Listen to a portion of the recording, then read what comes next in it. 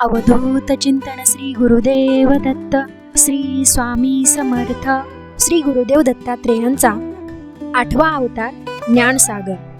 7व्या अवतारामध्ये सिद्धराजांनी सिद्धांस गती देऊन आपणच सांगितलेल्या आत्तापर्यंतच्या ज्ञानाचा मागोवा घेतला.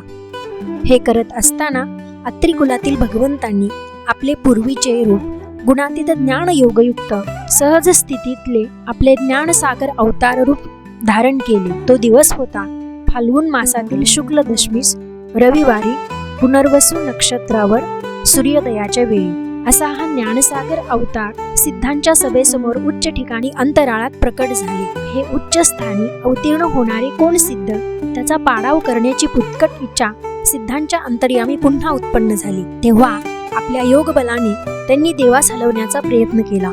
महापर्वतास जसा वायू वेगाचा काही परिणाम होत नाही, त्याप्रमाणे भगवंत अचल राहिले. अशा उत्कृष्ट प्रभावाशी आश्चर्य व्यक्त करीत परत सिद्धांनी आपल्या पहिल्यासारख्याच प्रश्नांची सरबत्ती केली.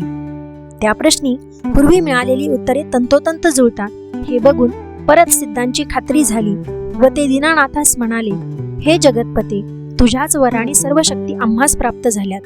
तेव्हा तुझ्या ठाई त्यांची शक्ती वापरून त्यावरही आपण अचल राहिलात. तेव्हा तुझे आणि आमचे समानत्व कसे ते कथन करावे.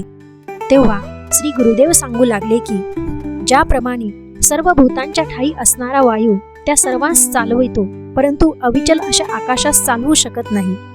ज्याप्रमाणे आकाशास अवयव नाहीत, त्यामुळे निराकार व तेच सर्वांचे महाकारण असल्याने वाऱ्याच्या आघाताने चळत नाही, त्याप्रमाणे मी माझ्याच माया योगाने चल नसतो.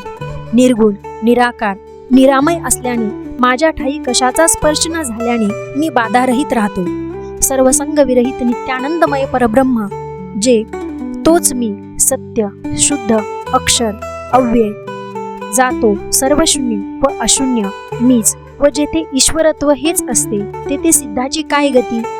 विफल असा अभ्यास तुम्ही प्राप्त करून घेतल्याने व त्याची कामाशी संगत असल्याने त्याचे सुख दुःख प्राप्त करून नरकद्वारी तोच आहे. सर्व कामनारहित, संकल्पसिद्धीरहित, स्थिर, स्वस्थ व चालवले तरी न चालवता जाणारा, सर्व भूतांचे अंतरी असणारा आत्माराम मीच आहे.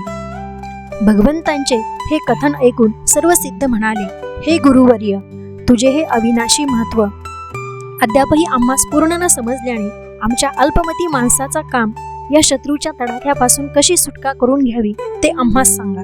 तेव्हा ते ज्ञानसागर म्हणाले, मी तुम्हास पूर्वी सांगितलेल्या विहित म्हणजे करण्यास योग्य अशा मंत्ररूपी कर्माने माझी आराधना करा. फलसंग सोडून काम क्रोधादी रिपुंना त्यागा व माझी भक्ती करत राहा. ज्यायोगे तुम्हास मी प्राप्त असेल, नुसत्या युक्तीने नव्हे. अशा प्रकारे श्री ज्ञानसागर हे श्री दत्तप्रभूंचे 8वे चरित्र संपन्न झाले. अवधूत चिंतन श्री गुरुदेव दत्त श्री स्वामी समर्थ. दिगंबरा दिगंबरा श्रीपाद वल्लभ दिगंबरा, दिगंबरा दिगंबरा श्रीपाद वल्लभ दिगंबरा, दिगंबरा दिगंबरा श्रीपाद वल्लभ दिगंबरा, दिगंबरा दिगंबरा श्रीपाद वल्लभ दिगंबरा, दिगंबरा दिगंबरा श्रीपाद वल्लभ दिगंबरा.